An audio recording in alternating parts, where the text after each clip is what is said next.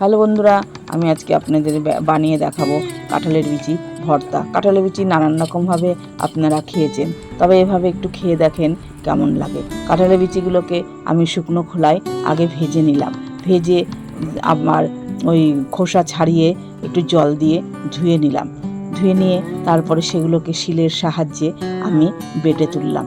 আর এদিকে আমি ভেজে রেখেছিলাম শুকনো কাঁচা লঙ্কা আর কিছু রসুন, সেটাকে বেটে তুললাম। তারপরে উনানে একটি কড়াই বসিয়ে তার মধ্যে বেশ খানিকটা তেল দিলাম।